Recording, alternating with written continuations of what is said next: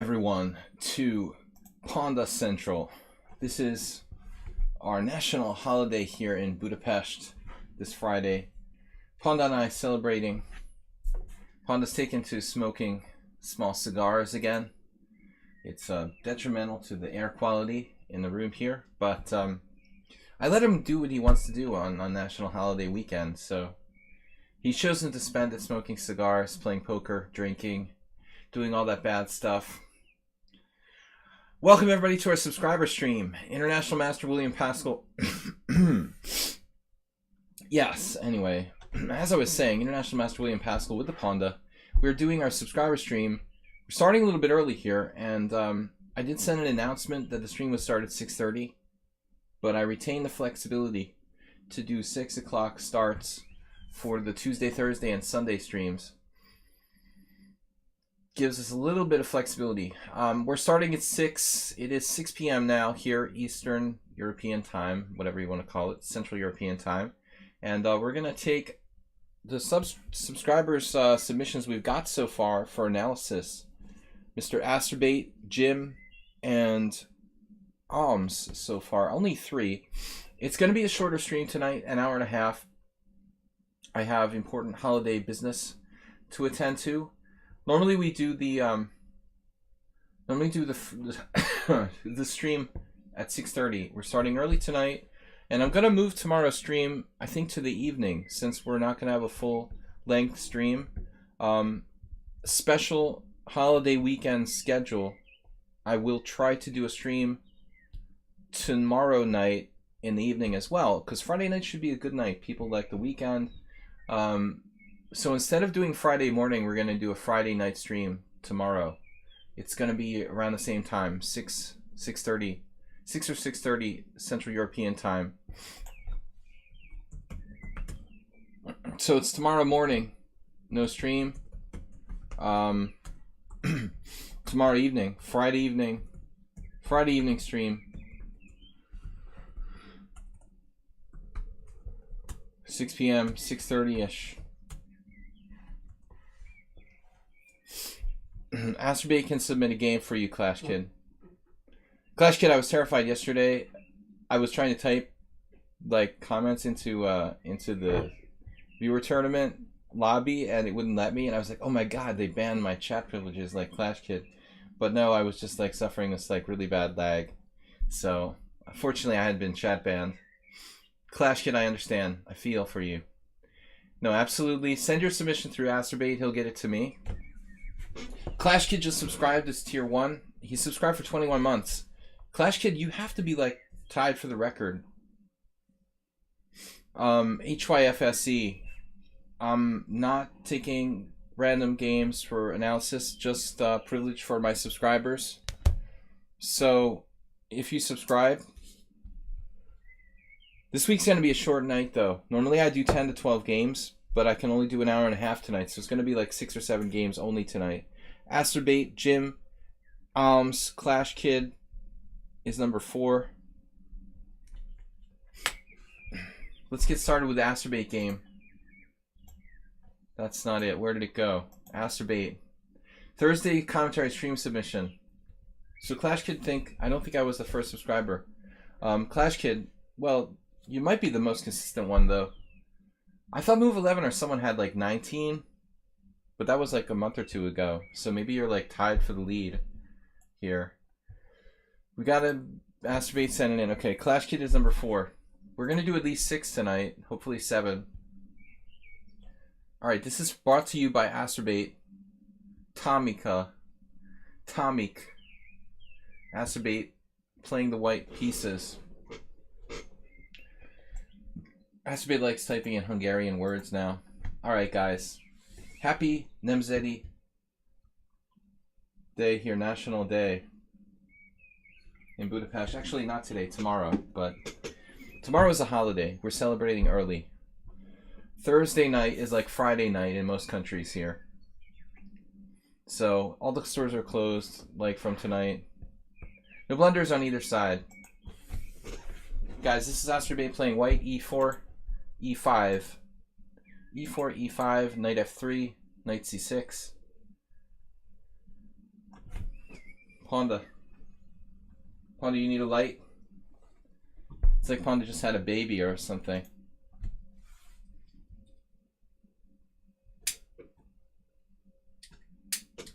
Alright.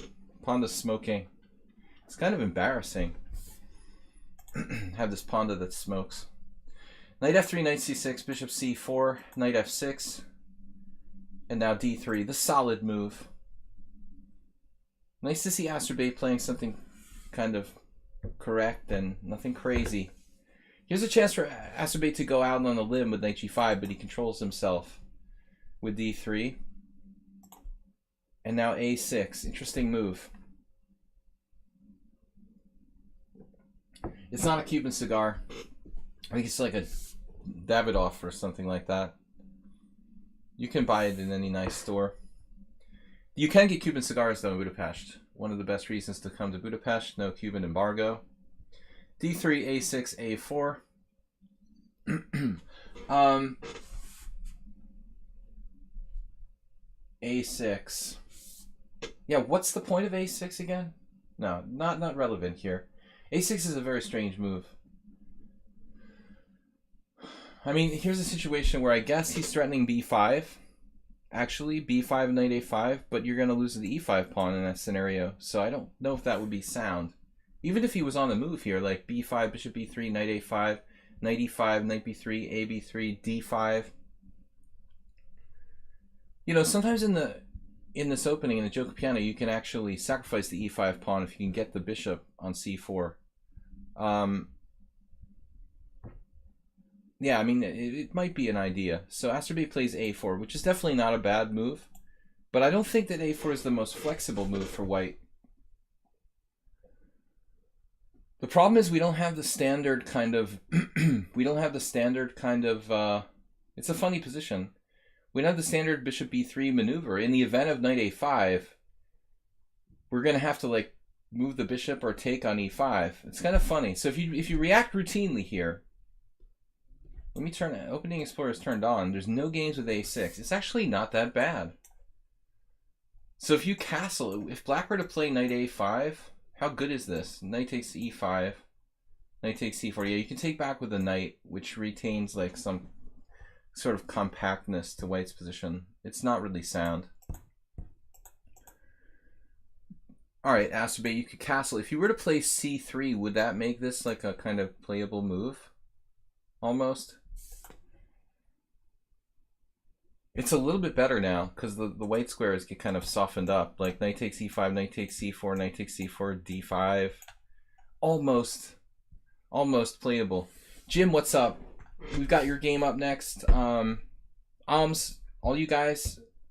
Actually, Alms, no. I guess Alms isn't here. Aculian is here. He's a subscriber too. Thanks for subscribing, Aculian. We're going to have a short stream tonight, just an hour and a half. Rather than the traditional 2.5 hours. We've got important holiday business to attend to. But I'm going to make up for it with the Friday night stream. So instead of doing the morning tomorrow, guys, I'm going to be doing a stream on Friday night. And it'll be from this time, like 6 or 6:30 tomorrow night. So, Mellow Analysis, Moscatel. Moscatel, what's up? A4. All right. I just think it's a little bit weakening. Computer likes it. A3 is also good, and nothing wrong with A3. Stopped clock. Didn't send a game this week, but we'll be trying to find a good one for next week. Stop clock. Got your email. We'll get back to you. Thanks for subscribing. You're on my list of to-do things. Thank you for approaching me about lessons. Absolutely the right thing to do. Email me at videochesstrainer@gmail.com. All right. Holiday weekend here, guys. So it's going to be a short stream, an hour and a half. A4 from Masturbate. I'm skipping moves. Let's go back here. A4, bishop e7. Very conservative move. Best square is c5. Absolutely. This is the setup he should aim for. Normal Joko piano now, almost, except for A4. Normally you don't play A4, normally you play like C3. Do I have a lot of games? Nils, there's just barely time if you want to submit a game. We're only doing like 7 games tonight, Nils, and I'm afraid I've got 4 already. Stop Clock's not submitting a game. I'm not sure about Mr. Aculian, but technically you can still submit a game, sir, and it will be, you know, pretty soon because I don't have that much time. We're going to be going till 7:30. But I like Bishop C5 a heck of a lot better than Bishop E7. Alright, now we're kind of converting back to a Hungarian defense in honor of the national holiday here. Acerbate's opponent plays the Hungarian defense by transposition. Castles, and now Bishop G5. Acerbate, we've been through this a lot before. This piece is bad. You know this because you play such stratagems with black. Do not flirt with an exchange of this guy's bad piece with Bishop E7. I mean, this already would be probably a very reasonable move for black to play, you know, like Knight H5, promoting an exchange of pieces. You do not want any part in that, so this is an absolutely incorrect idea. Bishop G5, not the right way to go. Be patient with that. As I've said in many of my previous streams, this piece is a piece that can remain at home. It is the last minor piece. Well, actually, the black one is going to be the last one. But generally, the Queen's Bishop is the last minor piece to enter the game. And it's something that took me a while to learn. Don't develop that bishop for the sake of developing it. You know, don't stick it on E3 because you feel like you need to put it somewhere. Leave it at C1 until it really knows what its use is. So this is bad. Now Knight A5. But as I said before, this idea in the Joko is pretty common. We try to take the pawn on E5, and black pops the center with D5, and then there's all these weaknesses all over the map here. I mean, if we're gonna give up our white square bishop, he's gonna have kind of, let's just illustrate, you know, knight takes E5, knight takes C4, knight takes C4, bang, and then it's a question of a kind of weakness across the board on the white squares.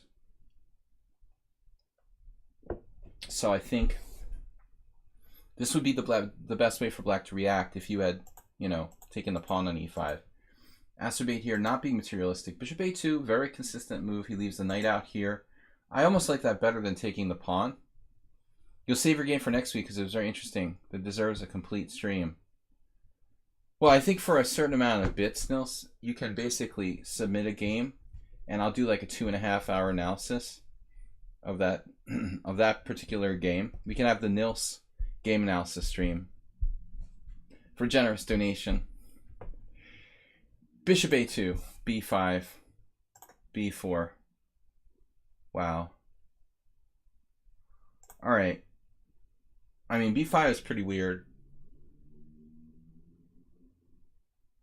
Man, I don't know. I mean, it's really tempting to take this pawn now. I would have a hard time not taking this pawn. I tend to think that at this point, Acerbate, now it's like a free pawn, essentially. Nils is laughing. I don't know, Nils. I'm a believer in capitalism. You know, I'm not a greedy guy, but I defend the capitalist way. So I'm not a money grubber, but I will never stop, just reduce drastically. Never stop, Nils. Never stop. All right. It's a Marshall Gambit now. I'm going to go through this a little quickly. Knight C6. Uh-oh. That's why the computer wanted to play Knight B7. There's a surprise. Bishop takes F7 check. So black simply can't recapture now and would have to fall back with Knight B8. Ugh. My favorite move, Knight A7. The last time I played that was in Venezuela, about 15 years ago.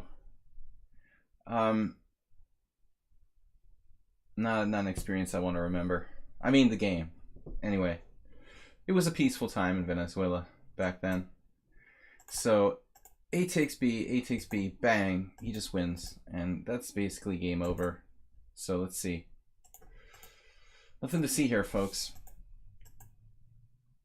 Black should probably try to open it up, do something dramatic. At least try Bishop E6. That's just an exchange of pieces, though. Bishop e6, rook d8, bishop e3, rook f8. So I guess there's a case for not doing that. Over the board. Masturbate. Don't leave your king in the center any longer. You're getting like me, allergic to castling. But I think the standardized kind of routine play should be pretty good when you're up a rook, which is the case here. Actually, you're not up a rook, you're just up the exchange. Who started counting material? You're just up an exchange. I'd still settle for castling. Wow, nice job.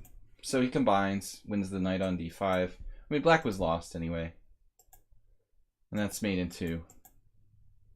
So not a bad job. Leaving the king in the center, he's playing rook odds with the rook on h1. Steady game by Masturbate. You never let it get out of control. And one thing you did well in this game was like you never played some kind of crazy move. As I told you recently, playing crazy moves in the first 10 moves where you're playing unprincipled moves in the early going. If you can get through the opening and it's in the first 10 moves and try to just really stick to principles, I think it'll go a long way, because you've had a tendency to do like hope chess type of moves, you know, kind of trying to trick your opponent into making a blunder and stuff. Just play principled moves. It's easier to do that with white, obviously. This move is the one move that I would point to that I don't like in this game. With bishop g5, I think you're just enabling him to possibly trade off his worst piece at a very early stage. All right, anyway, not a bad game though, Masturbate. Steady. You didn't do anything like wrong. You were careful. I like how you like left his knight out on a5 and didn't go to grab the pawn, so you weren't materialistic. 31 cent a pawn loss. That's a pretty solid result. All right, so we got 4 games. Nils, I appreciate it if you want to save your game. It's up to you. You know, in all seriousness. I've got time to do it tonight, but we can save it for next time if you want. All right, going on to the second game. Jim is here. Thanks, guys, for supporting the stream. Zen Chess, Real Big Money, Om's on Twitch. Hoping for a bit war, but it's a short stream tonight. I have a short bit war. Jim, never out or even. Cash Maui and Masturbate. Thanks, guys, for supporting the stream. Thanks to all you guys for subscribing, which is why I make this Thursday stream a subscriber stream. We're basically trying to thank everybody for being subscribers by giving something personal back. In this case, analyzing individual games. So Jim is up, one of our most consistent supporters here. This is one of my many games I played against this Grandmaster. So this guy is some Grandmaster in Germany. Zaragotsky or whatever. It has an opening that I rarely play, as legit as it seems, exchange sack, and a crazy winning line of move 23.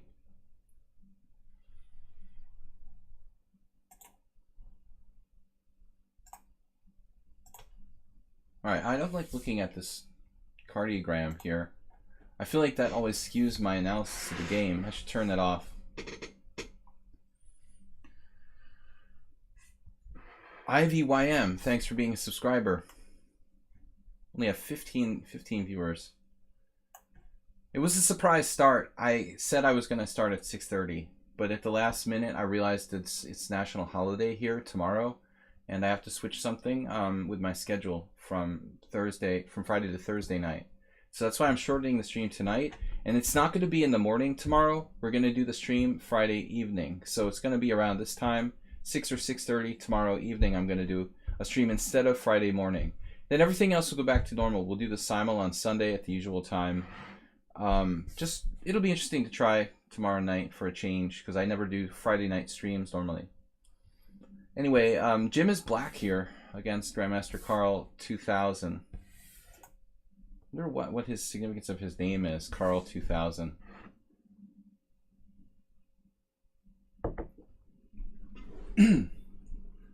Like Carl, as in Carlson. E66, E666. The King's Indian. Alright, let's see what you got here. c4, c5. So it's going to be like a Yugoslav variation of the King's Indian, fianchetto. Knight f3. I like g6 here right away. But if you play that, you've got to be willing to play the black side of the Benoni or the... You got to be willing to play the black side of the Benoni and or the Marazzi bind. So that's kind of tough if you don't play those openings.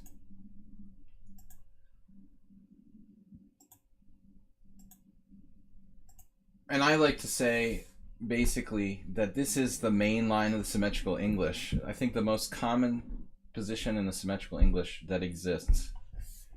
Bishop g2, you know, here there start to be interesting ideas where black could maybe like try to take the initiative with d5. I never encounter anyone who's willing to play that, but thinking about it, you know, d5 is interesting. Should be like analyzed a little more in depth. It feels like whoever, you know, goes first kind of takes the initiative in the center. And in the same, you know, along the same lines, like when black plays bishop g7, I like to play d4 immediately here. See, your opponent castle d4, but that's an important difference. This is actually advantageous. I don't know if he knows this, but every grandmaster doesn't know everything, and they're just human, you know. But I don't know if he likes the white side of the King's Indian, but if he plays d4 first, you don't have the ability to play d6 here. This is just kind of not that good for black. So most of the time, black will take on d4. It is interesting, however, to castle. And here you see even like Wang Hao, Jumabayev, some people, Fedorov, know that this is a possibility.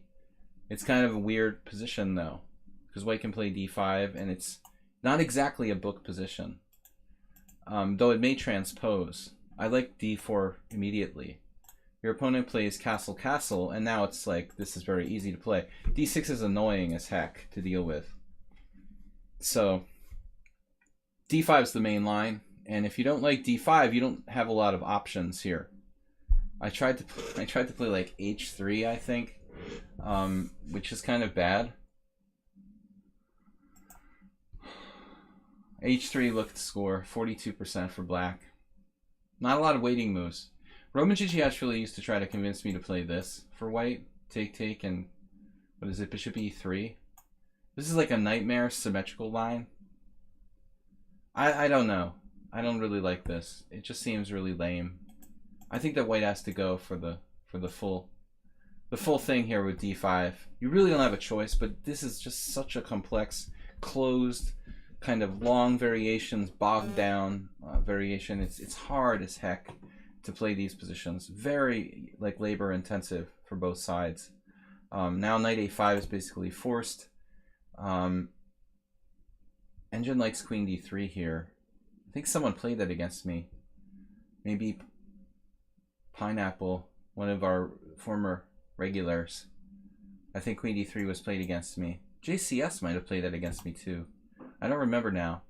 Knight d2, so a6, queen c2. The theory here is like endless. But there's something weird. Wait, you played b6? Oh, my bad. I thought you played a6. Okay, so you didn't know the line. You're supposed to play a6. And then you play for b5. Yeah, well, he was, yeah, kind of like a coach very briefly for like a year or two. But he's very hard to get along with, so most people, typically, the lifespan of a relationship with Roman Gigiashvili is on average about 6 months to a year.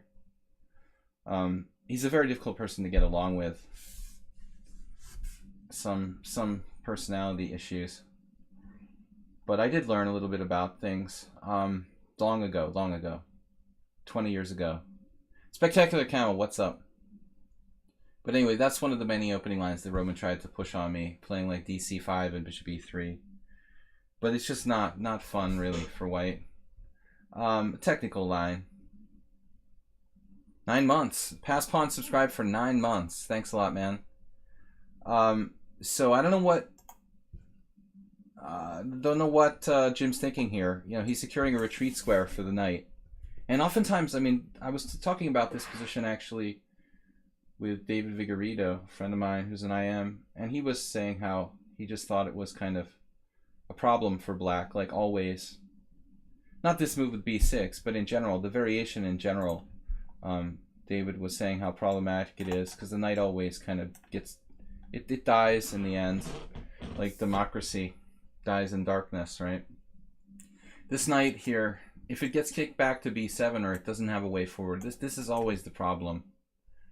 But white has to be a really, really skilled player to play this perfectly. So b6 is bad. Queen c2 is the standard move. And now you played e6, which is just like, what is going on?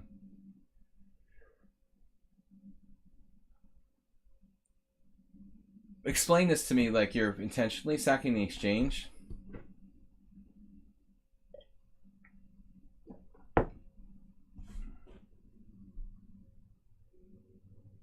Oh, my neck hurts.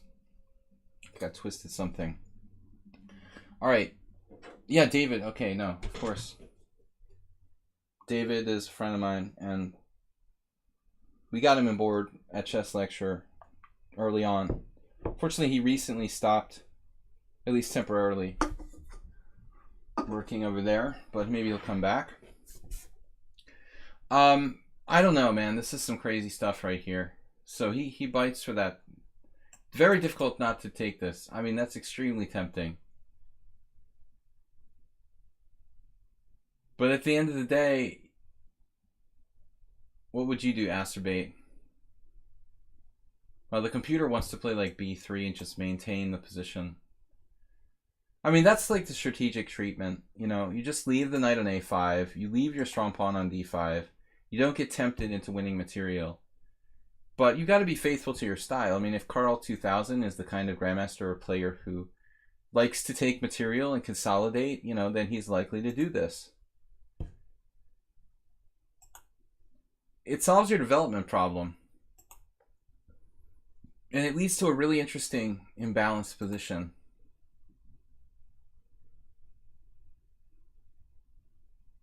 You kind of faked him out, you know, honestly. I feel like, Jim, sorry. You faked him out. You made him think you were a really weak player when you played b6. Although he's played you before, so he knows your strength. But if you were just a stranger, if I was playing a stranger and they played b6, I think, oh, this guy doesn't know anything about openings. He must be a pretty weak player. I'll just take the material and beat him, you know? So he loses a little bit of respect for you when you played b6. But the reality is that this is actually a dangerous position, it appears. Let me turn off this engine. I would just leave it on, but sometimes it's like disruptive to the continuity of the stream, and it also kind of slows down the frames and stuff.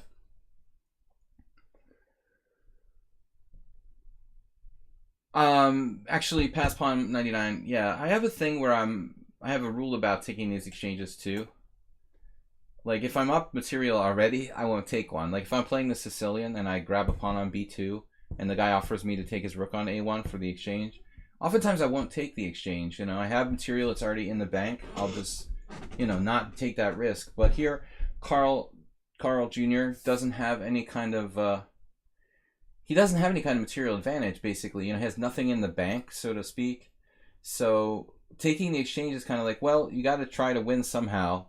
So he's going to try to take this material, and it's interesting. Try to consolidate.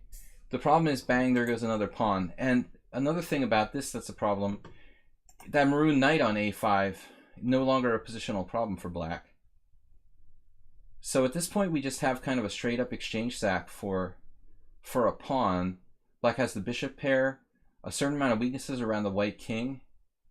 And this, yeah, I mean, it seems like totally legit compensation. I knew somebody would like my joke about Carlos Jr. You have that in Las Vegas? Knight takes c4, bishop takes c4. Isn't it like a West Coast thing? Rook d1.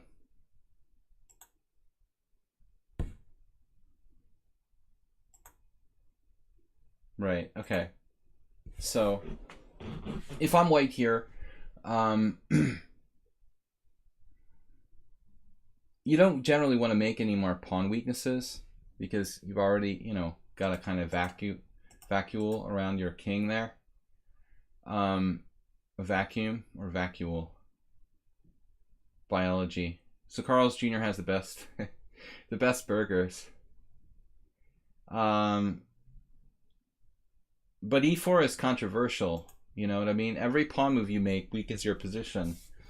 If it comes down and like black's able to open this up, then he's going to regret playing e4. So it would be more compact for Carl's Jr. to leave the pawn on e2. But I think he was concerned about the e5 with good reason. Nils donated 1,000 bits. I think he's next on the list. Yeah, the last time I checked, Nils, you were actually next. You were next on the list. And there's plenty of time. Yes, thank you for the donation. Nils is in 3rd place for donations this week, after Zen Chess and Real Big Money's Bit War on Tuesday night for our viewer stream, our viewer arena. Rook d8, man. All right, let's see what happens here. Yeah, white's got to get the pieces developed. But again, you know, b3 is a possibility. The thing is, there's so many dark square weaknesses. Does Carl's Jr. really want to make more weaknesses with b3? You know what I mean? He can only move like a certain a certain amount of pawns. A certain member. Alright, I'm on my first beer for the night and I'm already getting crazy. Panda's smoking a cigar. We're having fun here. Tomorrow's a national holiday in Hungary. e4 d5. Everybody's like crazy on the street today. Leaving work at 3 o'clock for the long weekend. Sorry to skip ahead. My mouse is acting crazy today. e4 d5. So what about b3, like intermezzo? No problem, right? We're coming back to a6. And we're back to b7 with a very strange arrow. It's Hungarian national holiday. March the 15th. So we have a long weekend in Hungary. Knight takes d5, and now the surprising bishop takes d5. But I guess you don't have a choice, right? Because the bishop's hanging. It's a shame. It's a shame that we have to do it that way. Knight takes d5, queen takes c4. I really liked our dark square bishop.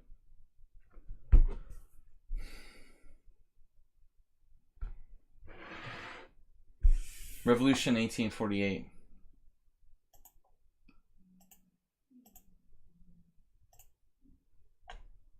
There's a huge check on d4. Not necessary though. But I'm getting scared now. The position is suddenly very open. The opponent is a grandmaster. Our exchange is looking relevant. The exchange we're down because these open files. I didn't really want to lose that white square bishop. That's kind of a concession we had to make.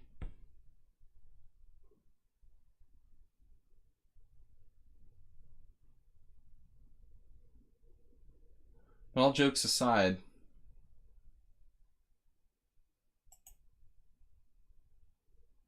this looks like a good centralizing move. And it takes a lot of guts to play bishop takes b2. But there's no direct threat, so he could have just won a pawn. This is a bad sign, you know, I have to play bishop c1. I think Carl's Jr. just realized, oh man, I just hung my b2 pawn. Now this is a fast game 10 plus 3. Now you played the check, which doesn't really have a point, I guess. So what if you just played something solid, like protected your rook? Computer recommends king h7, I think. Oms on Twitch said what?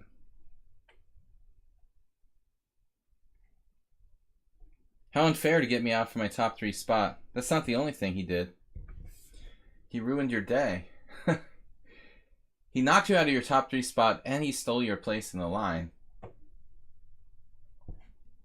He's just dissing you. Germany versus versus the Netherlands. It's like a football game. Okay. Bishop d4 check. King h1. So the engine wants to sack an exchange here. Yeah, I mean, I wouldn't have sensed the danger in a fast game. I would not have sensed the danger here. So what's going to happen? You're going to play rook e7, queen d3, knight b4, queen f1. And why is that a problem? So we play rook e7, queen d3. Oh no, you have like some murderous move, knight e3. Oh my god. Now I understand. Oh man. So it's rook e7 and knight e3. Removal of the defense or whatever. Interference theme. That's why I like combination books that, like the Encyclopedia of Chess Middle Games, categorize problems with themes. Rook e7, queen d3, knight e3, cutting off interference. And then you win the exchange at least. He missed it. This, and this. At first I was looking at knight b4, but that's not as strong because white has simply queen f1. Knight b4, I mean, even this is probably like pretty good for black, I would imagine. Black firmly has the initiative, but this move just destroys white. Just over after that. 300 from Alms. 300 from Alms. Does that put him back on the board? He's up to 1,001. Thank you, Alms. 600. My boss called me this afternoon and said he was going to double my salary. So guys, don't take this bit war. Oh man, Nils is serious now. He's up to 600. 600 more. Yeah, I mean, I imagine white has to lose the exchange here. Best case scenario.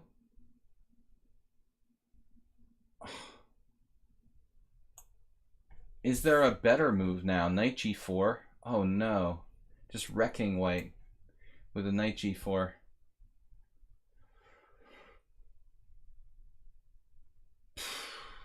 It's over. That's a beautiful mate too. Only Asterbait would appreciate that. Clash Kid can always join the party, end it with a bit bomb. Don't even tempt him. Clash Kid is up after Alms actually with the game analysis. I need more beer. Celebrate the bit party. Holiday weekend. Clash Kid, are you still planning on playing in the Budapest Spring Festival?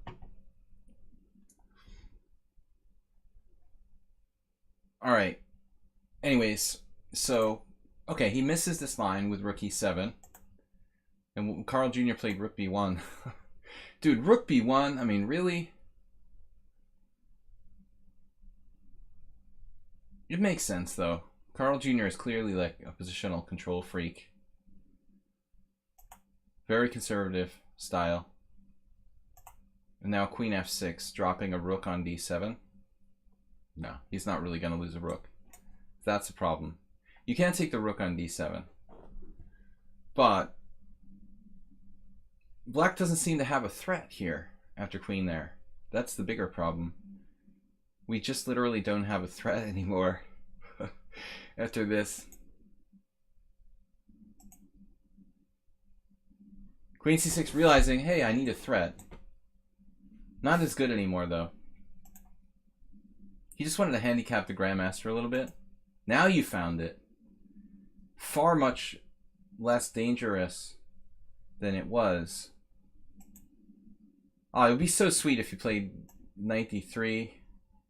You can't, it doesn't work anymore though. There's no more knight here because of rook takes. Maybe it still works. Damn. It still works. Oh, that's sick. That's sick, it still works. Here. Guys, thank you for the bit donations and just subscribing to the stream. No, you'll not go to Budapest. My parents don't let me go. The Hungarian women are too dangerous, man. Maybe they're doing the right thing. Queen g4. No, it's a shame, dude. It's a good tournament. Well, I mean, if you don't play this year, you better play next year.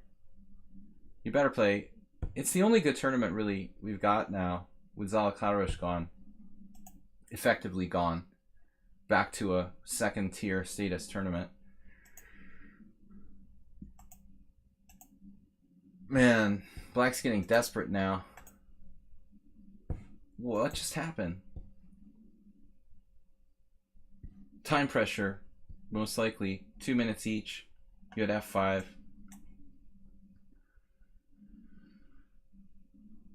Yeah, you get the feeling that Carl Jr. is this player who's kind of like me. I mean, he's pretty positional, maybe missing some tactics, more focusing on strategic play. A lot of these guys who play Fianchetto, that's kind of like a sign. Like the Fianchetto Kings Indian guys are usually like more positional and not that good tactically.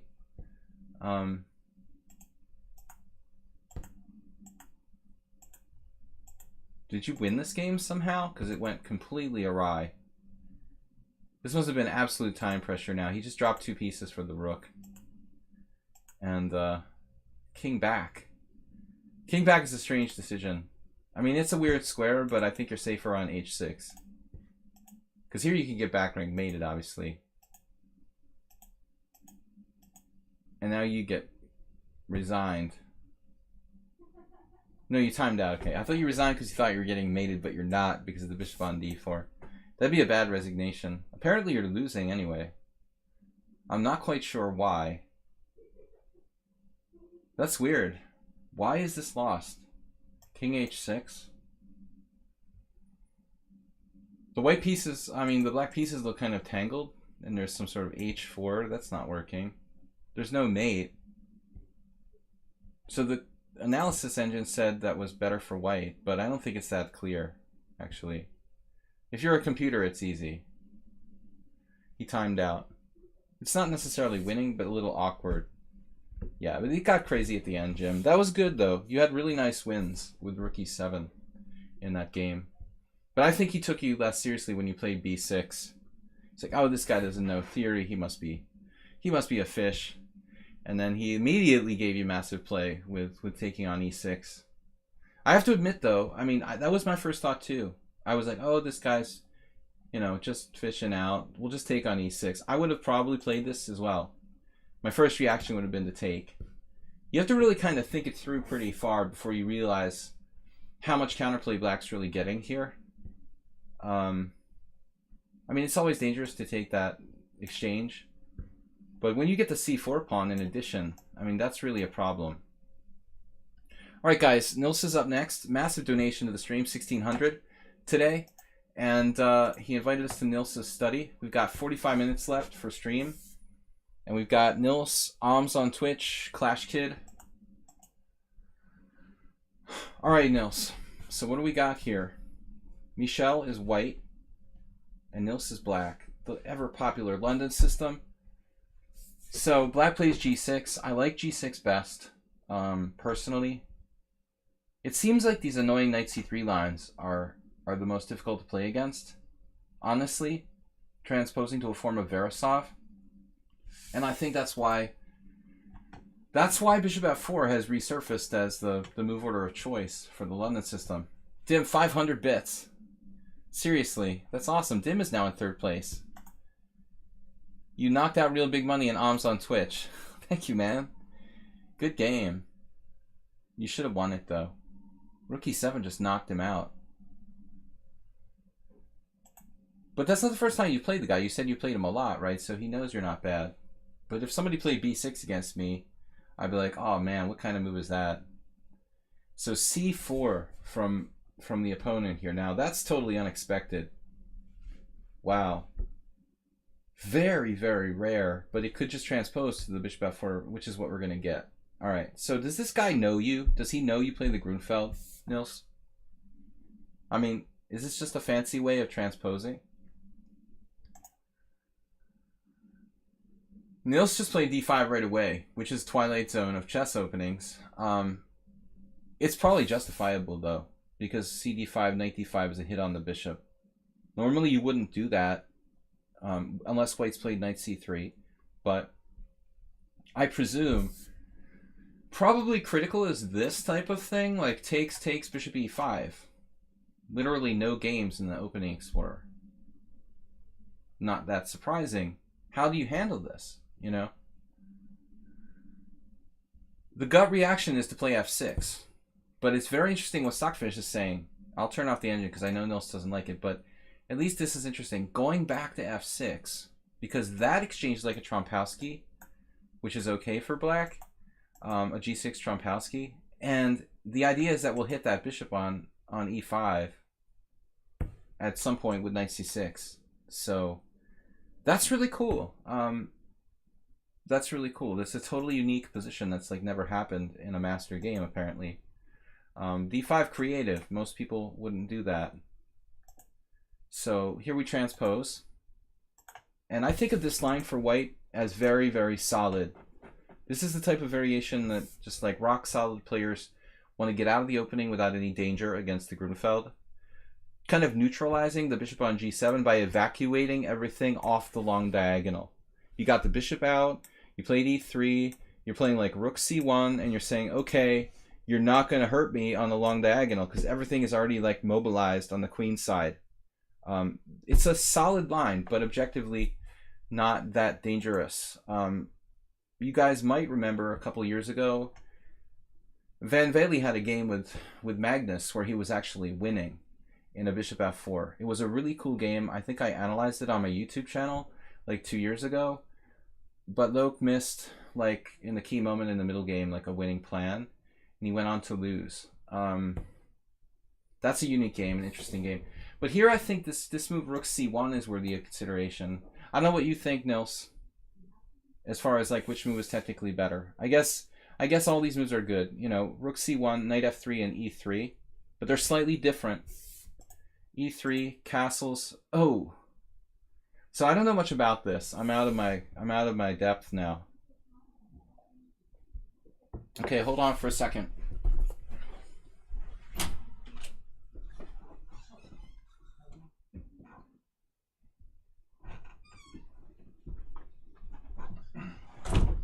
I'm out of my depth here. I think this is a transposition Nils to a Schlechter Slav when you do c6. You're actually transposing from the Grunfeld to the Schlechter Slav now, which is probably a step in the wrong direction. Not that it's not playable and okay for black. I mean, the Schlechter Slav is extremely solid, but it's intuitively, you know, it's not dynamic. I mean, the whole point of the Grunfeld is to play c5 and free your mind. No, I was joking with Asterbait. There's an old chess magazine called Chess Chow, produced by Joel Benjamin and Mark Ginsburg, that's defunct. But their saying was, Chess Chow, feed your mind. So this is not about feeding your mind. This is about feeding your bishop. c5 clawing at the d4 pawn and breaking it open. Obviously, Nils understands that concept, but applying it in this variation is particularly important. No, you don't hang c7. Well, that's one of the main lines, right? Nils is like, I don't want to hang c7, but this is probably a really good line for black. Take, take, take, take, take. I mean, there's tons of analysis on this, but this is just dynamic for black. You know, I think if you study this line, maybe it's a draw, you know? This is a serious main line where basically the pawn grab is a little bit greedy, but it looks like theoretically it's equal. So, but if you don't like that, that's okay, because probably we should play c5, which is a kind of dynamical try. A more dynamical try. But I'm not the guy to really consult on, you know, the theoretical status of specific variations of the Grunfeld. Magnus played it in 2011. That's a long time ago. I'm not seeing too many recent games in this line at the top there, which is kind of a bad sign, actually. If c5 was favorable, theoretically, I would think like we'd see 2017. Maybe nobody's playing the bishop f4 Grunfeld, but castles, I think, is considered a little more safe. So, Nils plays c6 anyway. Schlechter Slav. h3, standard waiting move for white in the Schlechter Slav. Now what are you going to do? You have to choose a plan. Not a lot of fun to play this type of position. Yeah, it is possible to play c6, c5 in 2 moves. And in fact, I had a game against this guy, Steven Weiner, where I played he's a pretty good FM from the US. I played the Queen C2 Slav. And against the Queen C2 Slav, he actually later, I did Queen C2 and Bishop F4. He later did C5. But I think particularly against Queen C2, C5 becomes even better because you open up the C file maybe against the white queen in some lines. This looks absolutely crazy. Queen A5. Wow. Shockingly, there's real games here. I thought this would just be like a Potzer move. And the score isn't great, but you got Stridler played it. Wow. Stridler's the only one, and Yandamirov, who's the kind of like journeyman grandmaster. That's a weird move. Queen A5. Well, I was just talking about this a couple weeks ago. Everybody's always joking about Ben Feingold and him saying that F6 is always a bad move. But my joke was that Queen A5 is always a bad move. Queen A5 is worse than F6. It seems to lead to more... I don't know which leads to more losses, Queen A5 or F6 is a good question. But, you know, all joking aside, maybe this is such a bad move. It seems out of principle. It reminds us of the Cambridge Springs Queen's Gambit, though, which is actually a really kind of solid line. If you've seen my simul games with Merle Dixon. Merle's not here tonight. Bob, what's up? So... Queen A5, crazy. Yevgeny Romanov, not a favorite of mine. Ivan Sokolov with the white pieces 20 years ago had this position. Yeah, it's a pity to play 92, but you've got to do something, don't you? Sort of like white has to make a concession, in other words. Queen D2, knight D2, something out of the ordinary knife to play. You play this as well? I just hate the Schlechter Slav. I hate it for both sides. It's a step above the London system, though. So knight d2, okay. Dude, check out the score here, Nils. 5, 6, 7, 8 games. White won every single game. That's the kind of variation I want to play. Bob, that's his sleeping bag, dude. Bob didn't even comment on the fact that you can't even see that Honda's smoking his cigar. It's a small, you know, cigarillo. Alright. Not my favorite kind of position. I'll play occasional Slavs with Queen C2.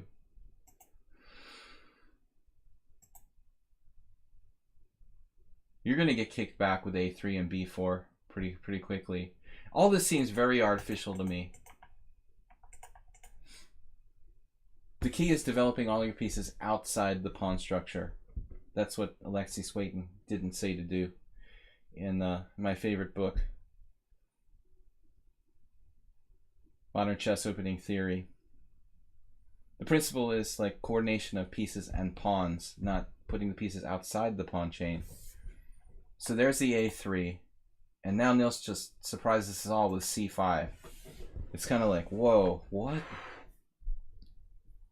That's the kind of move that can't work. You know, there's got to be something wrong with that. I mean, there's some logic to it because he doesn't have good support of D4. I mean, admittedly, your pieces are actively placed. I gotta give you credit for that. They're all actively placed. You can get away with this. I mean, you're golden. But you got to imagine that somehow something doesn't work right about this. I wants to play this for black, can't prove it can be played. Well, I'd be willing to bet that if I click that Stockfish 10 button, it's going to say white is better here. But I just don't know how yet.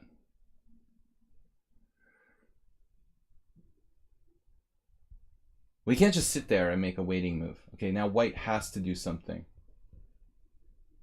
DC is the normal thing to do. What's wrong with D takes C? I want to know.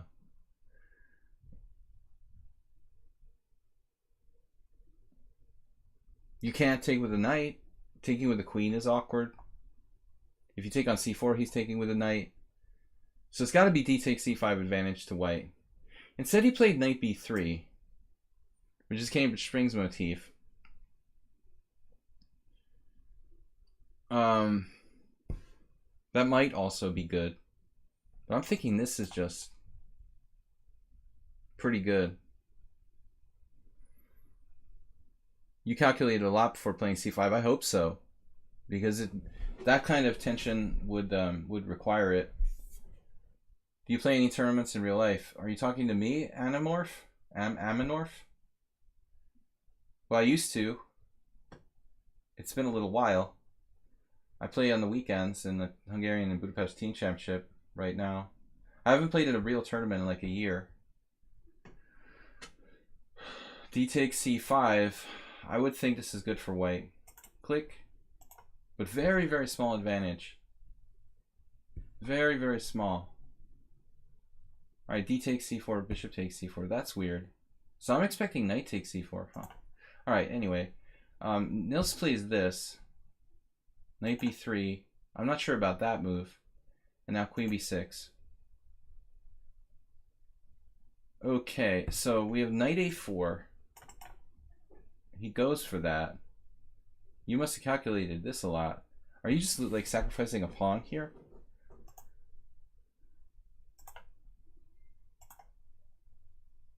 You're not really sacrificing a pawn because you're on that. Oh man.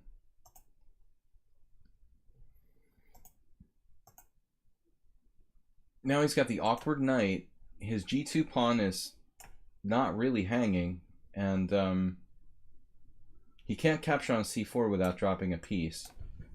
That's the way I look at it. So he should just by default, he should just castle here. Why can't he just castle here? Then on b6 he has bishop f3. What's your plan there? d6, no sorry, castles b6, bishop f3, knight e4, g4 resigns. That's the problem. That h3 is going to come back to haunt you. The artificial bishop on f5. Show a little board vision. I don't know. I don't see what's wrong with castles here. You're going to play knight d5? That seems like it'll just lead to problems too. Maybe you sack a pawn with some crazy move. c3. The idea of pawn takes pawn, knight to d5. Then bishop f3, shutting you down. No, I mean, I don't trust black's position fully. I would think just castles. Let's see what the oracle says. Computer doesn't like it. There must be something seriously wrong with this. I had the wrong position, my bad. Okay. So takes, and now castles. Yeah. I like castle. Complicated, huh? Wow. Computer thinks you're okay here. b6, bishop f3. Wow. Can you do this? How does this work? I thought g4. You're just sacking a piece. Okay, that's another line. My bad. So you can go here. You can play knight e4. Wow. This is very weird.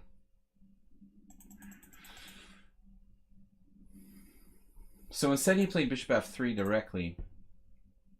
And now obviously knight e4, g4 looks problematic for real. So you go here. You might actually be threatening to gulp this pawn. Because you're covering b1, and if you had that pawn coming down, like c3, c2, it could be strong. So he's scared and he plays queen d2. You played rook a c8. Pawn hanging alert on b7. Okay, bishop b7, rook c5, but knight b7. Ivanchuk would definitely play knight takes b7. Then you've got knight e4. That looks good. Never mind. So that's pretty cool. So this pawn is indirectly defended. You've got knight b7, knight e4, and bishop b7, rook c5. He definitely didn't see that, but he figures he's still okay. And there's no reason he shouldn't still be okay, is there? I mean, he's got the knight outposted there. You don't have a good square for your queen. Oh, that's kind of awkward. So you played rook here.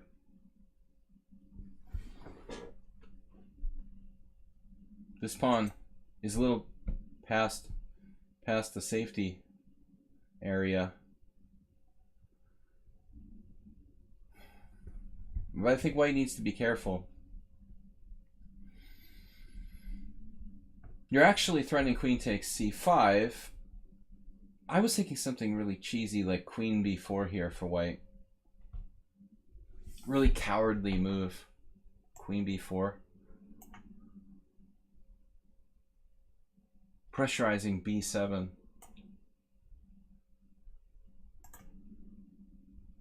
Is this best? No, he's got better moves apparently. It is a cowardly move. At the minimum. So it looks like he played a little too passively with knight a4, knight c3. Let you settle in there, and now everything's okay. Everything's comfy. You're pawn secure. You effectively can move the majority up. Your pieces are even more active, and you're interfering with his coordination. Yeah, this is where he like slipped and fell. Right this moment here. He has to stay active. I mean, even my move was better. Like, groveling for this, like, itty-bitty advantage in an endgame probably would be a little better for white. But after this, he just falls on his sword, falling back. Now black is good. Massive e5. That's not really what we wanted. Nils, what happened? Not good. What if we just played b5 or something? I feel like black has everything in order. b5. What's the problem? I don't see any problem. Do you have a problem? This looks okay to me. Black's better. Pewter doesn't agree. The pewter says that white is better, like by a pawn. What, are we down a pawn or something? Why is white better? Why would white be better here? There's some sort of tactical problem with these two bishops. I mean, they're nice, but they're not attacking anything. I mean, I saw a4. I was a little bit worried about this. Like maybe some sort of thing where he's got some weird knight c7. Maybe a4 is good. It also cuts the diagonal between your queen and bishop. So you can't do like c3 without dropping a piece. If a4 is strong, then b5 is bad. This is bad. And now Nils gets forced back, and there's this move when white is just better. He doesn't even do that. And the dude still doesn't do that. What was that? Mikey Slice got nuked by too many icons. Sorry, man. Knight b4 actually doesn't look that bad.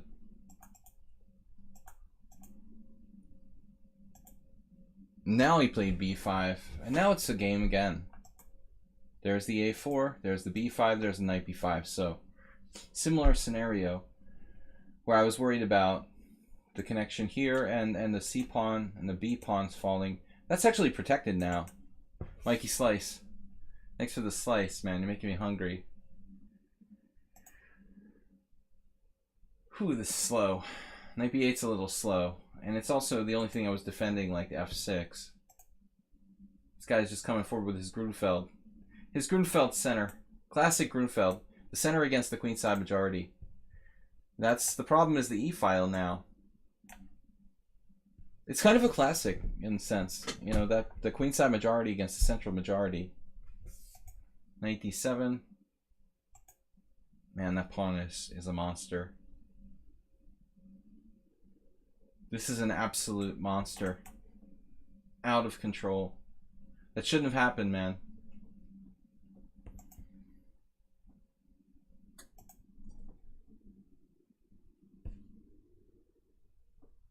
White still doesn't have any clear threat. He's starting a7, okay? We knew this was going to happen. Right about now, I would seriously consider sacking the exchange with rook takes d6.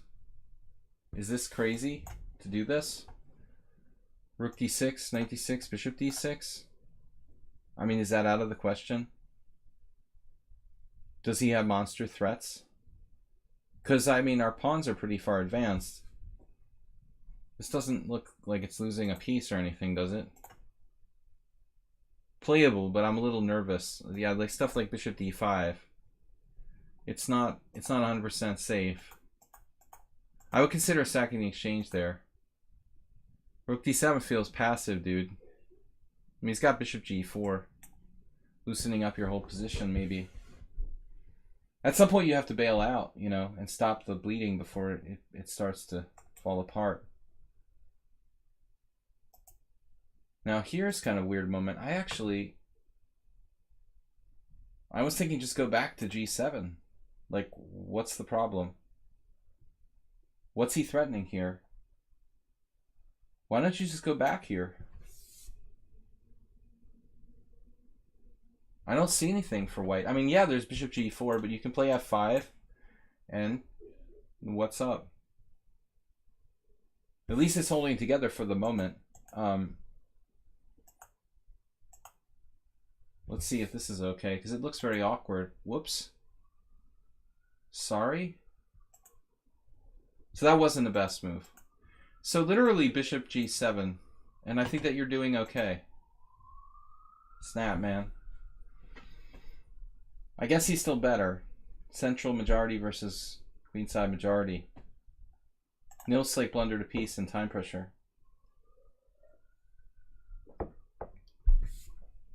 It doesn't look that bad, man. It was a nice battle. I thought it would be like...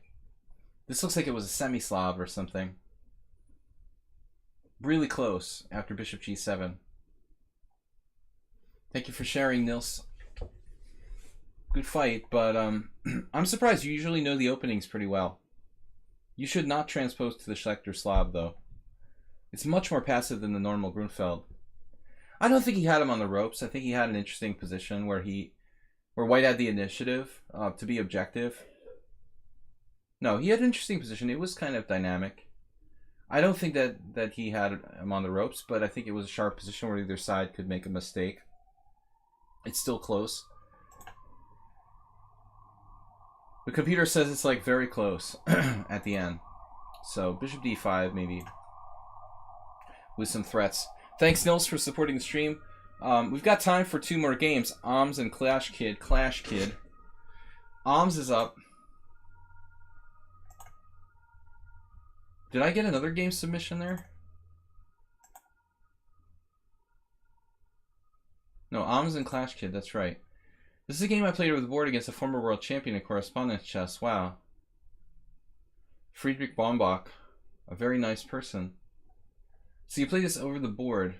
Was it a rated game, Oms, or just like a friendly game? Out of curiosity. Does this guy, Bombach, play over the board like tournament games? Correspondence chess is a totally different game, essentially. I lost, but that was okay because his team got, so it was like a team competition over the board. His team got relegated and it was the last game in our league. I had some chances to win. This guy was a former world champion in correspondence chess. That's extremely impressive. I think a lot of people who had like full-time jobs were more attracted to playing correspondence chess back in the day, especially. I even thought 93 could hold. Okay, anyway. All right, this is from Oms.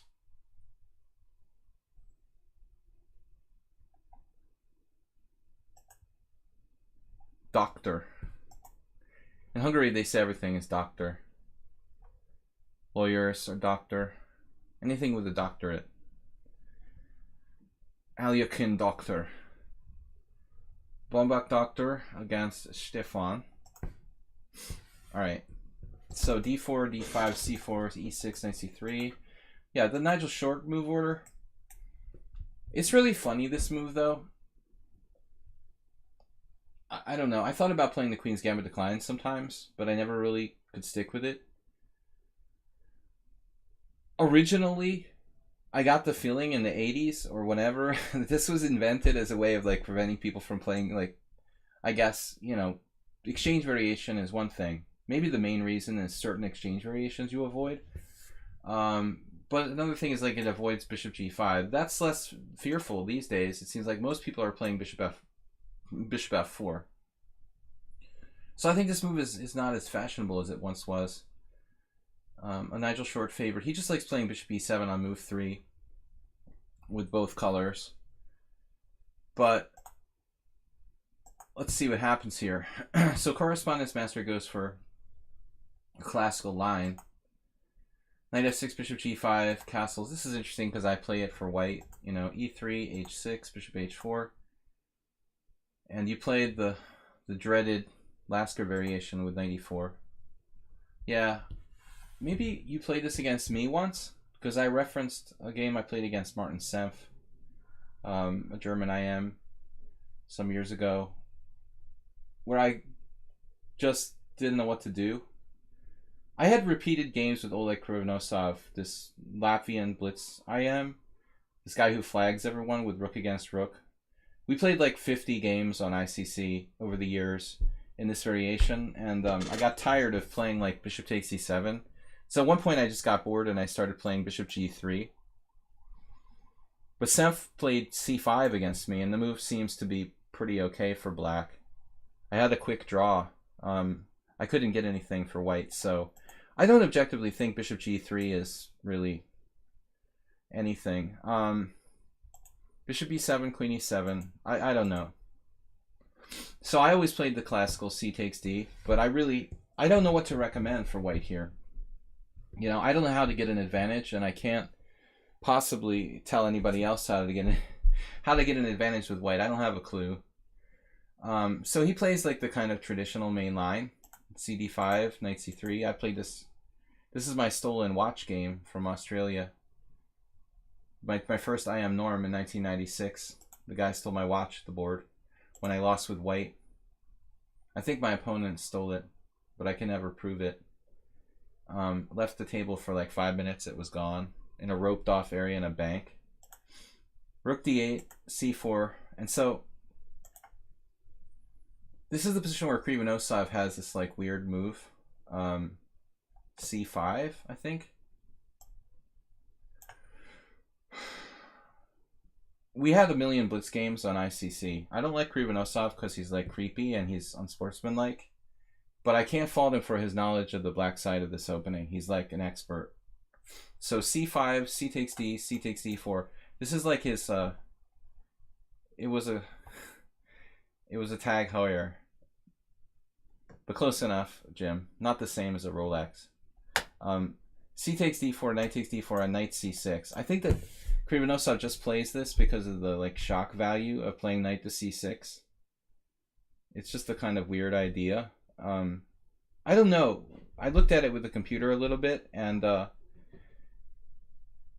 you know, it seems like it's a little over the top.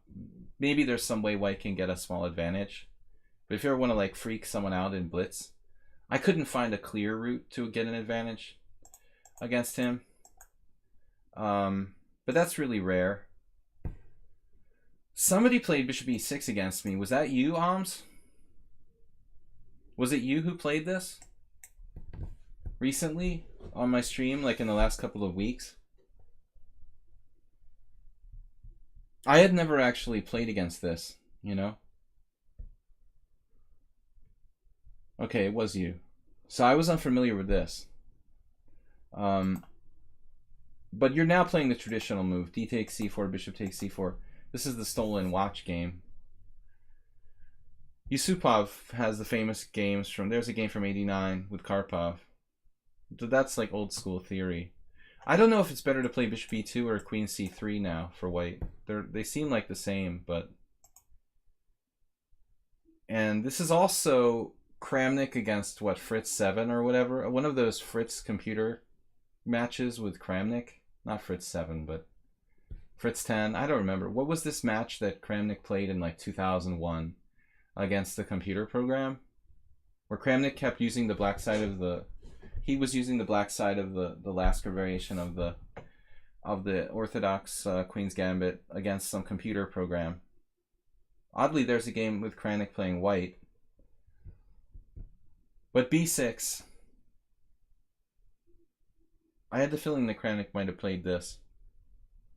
Says queen c3 is the only try to win. That's interesting. So queen c3 is more accurate. This is Karpov Yusupov. It sort of feels like the same difference, bishop e2 and queen c3. But apparently not. Because queen c3 would prevent this move. Istrashescu versus Karpov playing black. That's unusual. That was a very late Karpov game from 2005. What did Karpov play that late? That's amazing. But at that point, he was in instant draw mode with pretty much everybody. Although Istrashescu is a strong Romanian champion. Queen c3, b6, castles. We have a new move, rook c1 now. I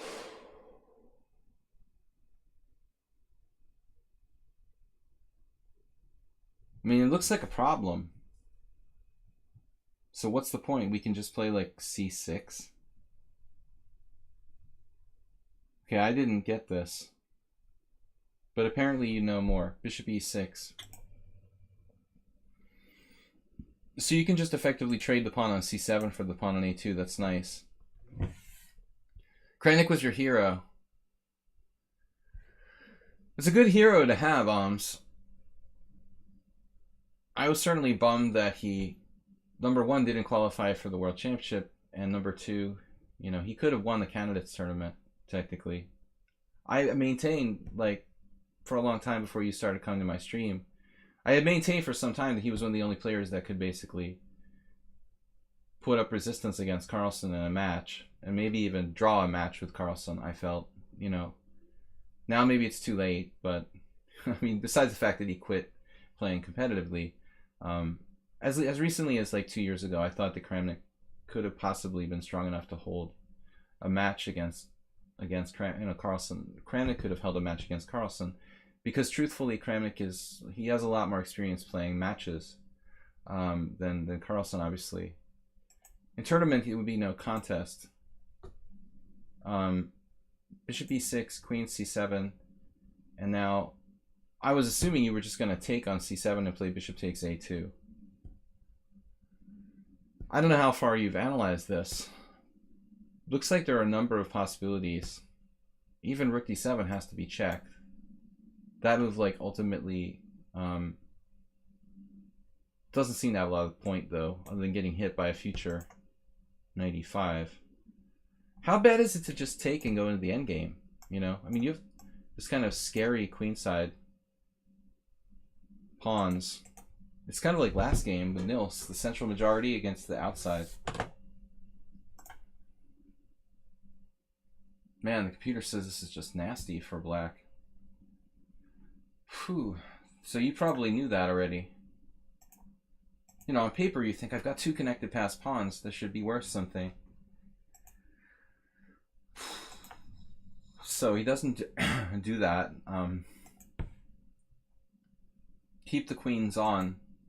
Yeah, but this is really unpleasant for white now. Queen a3. Alright, what I don't understand now is after queen a3 why he doesn't castle here. Is there something concretely wrong with that? You're on your own here. Now you're on your own. That's what Fritz would say. I hated that voice.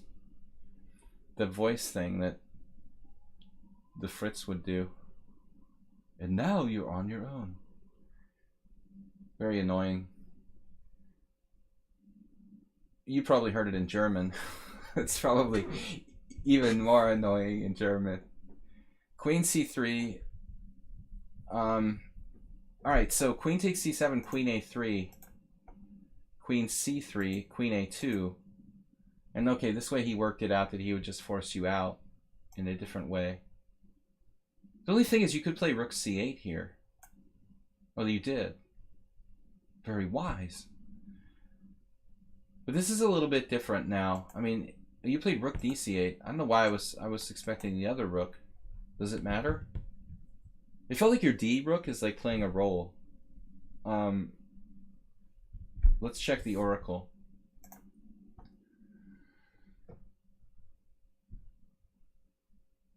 It's a close debate, but the computer also favors your DC8. You definitely have to think about it. Kramnik beat Kasparov, Anand never did. Though I always kind of suspected Kasparov kind of wanted to lose to Kramnik. It's almost as suspicious as the... For me, like, Kasparov losing to Kramnik was almost as suspicious as the time he lost the match against Deep Blue, you know? It almost looked like... It almost seemed like Kasparov lost that match against Kramnik on purpose. Like he didn't care. I got the distinct impression that Kasparov actually didn't want to win that match. I mean, a lot of people openly admitted that Kramnik was Kasparov's chosen successor, you know? So, conspiracy theories. But now it's looking good. You've got Bishop D5, maybe. You didn't go for that. But the queenside pawns, man. Black is better, I guess. I'm a fan of the queenside majority here. The closer we get to the end game, I mean, the more that the queenside pawns, I think, are advantageous. Now white's like groveling for a draw, I would say. Black is better. That doesn't mean it's easy to win. We want to advance these pawns, but if we play a5, rook b1, a4.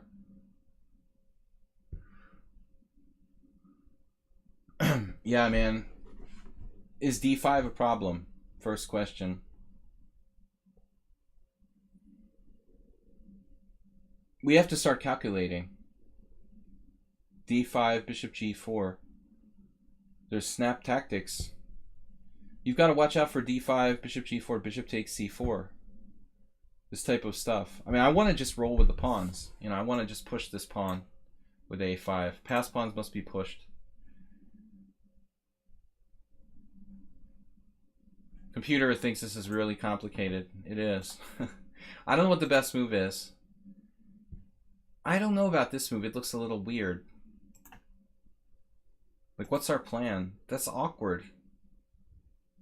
It's very awkward what you just did. I mean, I'm sure you calculated. It's just like kind of asking for trouble. I mean, I guess your rook is not hanging, so you can move your knight again, but this is definitely an awkward place. You gotta get the a-pawn moving, man. There it is. I feel better. I feel better about your position now. After a5, b5's coming, and a4, and you're winning. This had to be a major shock.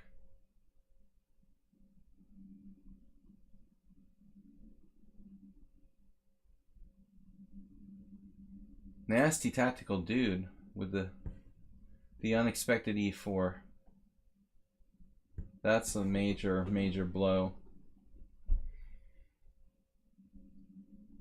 It's a little too much to sack the exchange. Shit. So bishop g4, safest move. Ensuring an exchange. Whoops. But now you're really sad about this whole arrangement. I mean, I want to go back to this. I feel like knight b2 was awkward. I think this position, you have to go back to this point and play it correctly from here. This is really important. This move feels wrong to me, you know? The knight is awkward. It kind of gets in front of the pawns. I want to improve that play from that point.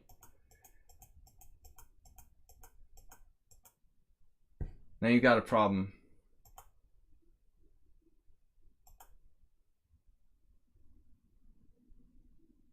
So he opted to keep his bishop on this diagonal. Because he has b5, bishop b5, rook a2, I presume. This gives you rook a2, knight d3. No, that doesn't work. So what's our move on rook a2 now? Guess we're going to find out. Oh my god, what? That's our move? That's our move? Dude. Oh shit. That's our move on rook a2. Oh my god.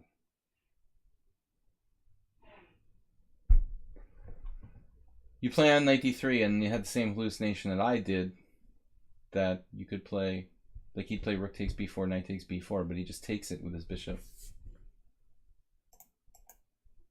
Is there any move here? Wait, you can play a4, can't you?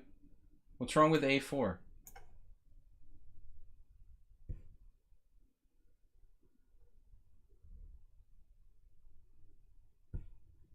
This is okay, right?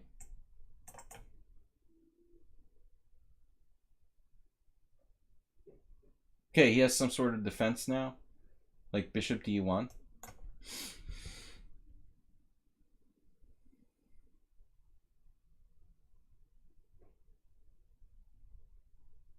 This is starting to get like a study or something. I'm even looking at this.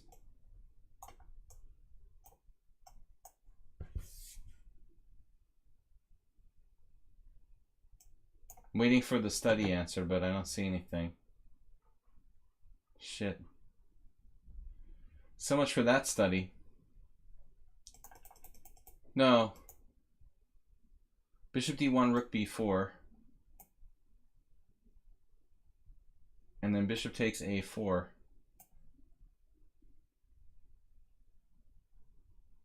But it's a draw.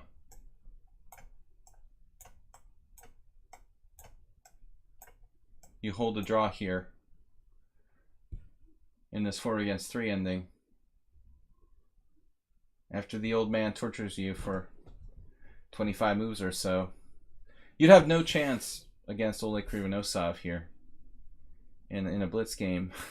I assure you that after 150 moves, he will flag you with rook against rook and 2 pawns, where you have the 2 pawns. I've done that a lot, been there. So it looks like that's a pity. So he basically blundered.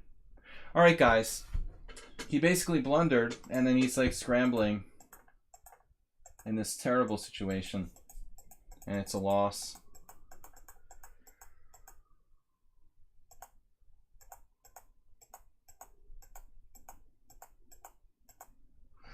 All right, guys. Nothing to do. Next game. Let's go to the last game, guys. Gotta go. I have like 10 minutes. I gotta leave. So we're gonna take a quick look at Clash Kid. Where's Clash Kid? Asterbate. Clash Kid submission. Correspondence chess team championship game. All right. Clash Kid is white. English. Yeah, Rubinstein is a good system for black. Oh no, e6. You gotta play knight c7 here. I mean, this is just absolutely one of the best lines against the English. e6 is lame. Objectively, you should play d4. In last year's tournament, the Hetani Memorial, my friend Albert Bokrosh lost with black in the semi-tarash against Laszlo Gonda. It was precise for white. But this is really a very solid line for black. I also play d3, but objectively it's not as good as d4. It's equal. This position is equal. You're giving up your opening advantage. This is a weird move because it does seem like white will get pressure on the c5 pawn. He goes right for it. Damn, dude. I mean, isn't that just red meat on c5? What if you play knight e4 here? I smell something. Burning material. Knight e4, queen b6, knight c5, bishop c5, queen c2. Knight d4. That's not sufficient, or it is. This is getting weird now. Queen c5, knight e2 check, king h1. Oh, the queen's protected. We lose the exchange. Oh no. No, we can't do it.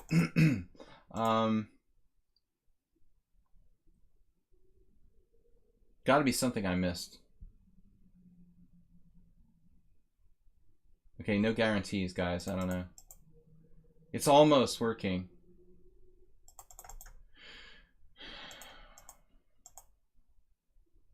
This doesn't feel right. No, this is just not right. I know, Jim. How's it possible to lose 23 points for an opponent that has higher rating than you? It happened to me. No, he probably had a lower rating, and then he had a higher rating after he played me or something. The computer agrees with this. Knight takes d5. I want to look at this with the engine, though. So that line is so close to working, but it doesn't quite work. Yeah. Yeah, that sucks. Damn it, this move just saves him. There's something here. I looked at this. I swear to God, I just looked at this. But he has this bishop back. Wow, dude. Look at this. The engine takes it further, wins the piece back with e4. You're actually going to win a piece back. But it's only like slightly better for black at the end of the whole variation. Okay, Clash Kid. So that's not on. And obviously queen here, though. This is possible. Let's take a look at this. Here, here, here. And then he can just go back, offer a draw. Draw. We're playing for a win with bishop b7. a3. Actually, what's happening here? Queen c2, rook c8 now. It's like a reversed hedgehog. You try to take this pawn, knight d4. No, it just doesn't quite materialize. So the computer actually liked Clash Kid's move, knight takes d5. But I don't see a follow-up for white here. I did not see a follow-up. The engine said like bishop e3, which is fine, but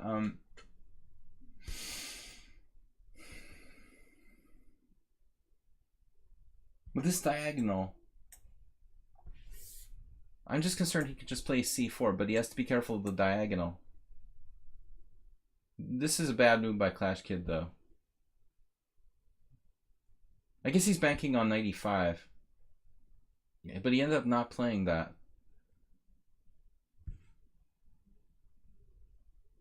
Right, but he's not going to give you time for that. I mean, he's going to push one of these pawns.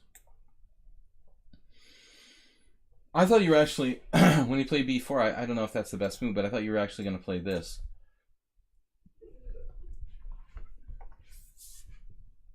Liquidating.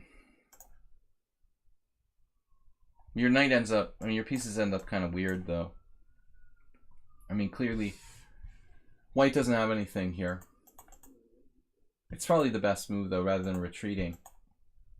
Now you're just, like, slightly passive.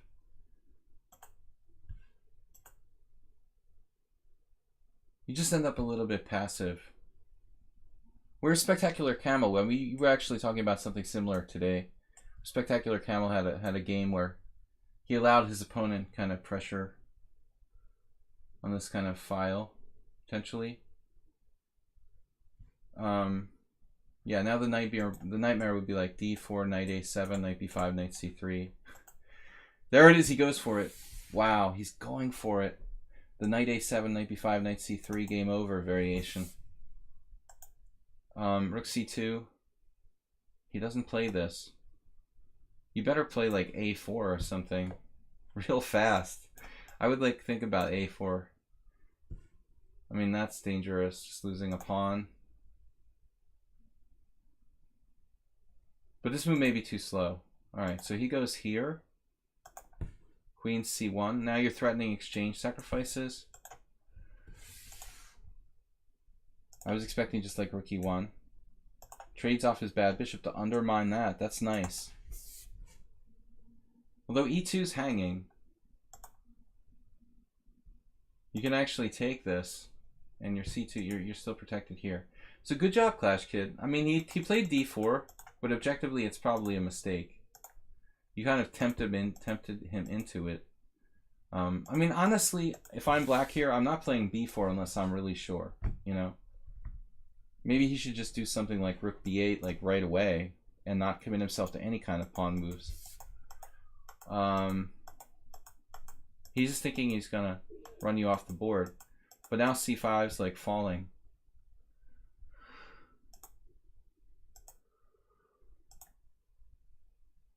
Queen problem. The old friend of the accelerated dragon, Queen h1. I had a blitz game against Helgi Olafsson once where I literally had to like put my queen on h1 and hide and managed to save the game. Ooh, that's kind of ugly structurally.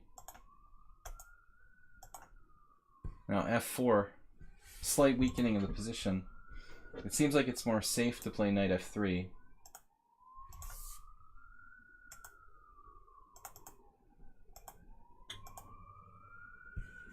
Just as long as he doesn't have some surprising move here. Hungarian ambulances. But Clash just wins a pawn. Nice. White just became better. He was classic hyper-modernism. Black overextended and lost the pawn. So now Clash Kid's technique should turn the advantage to a win.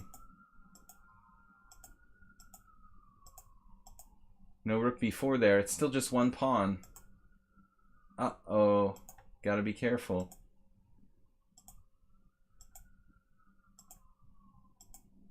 Oh, man.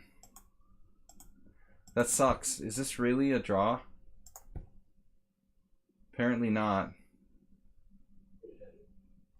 You're still winning on rook d5.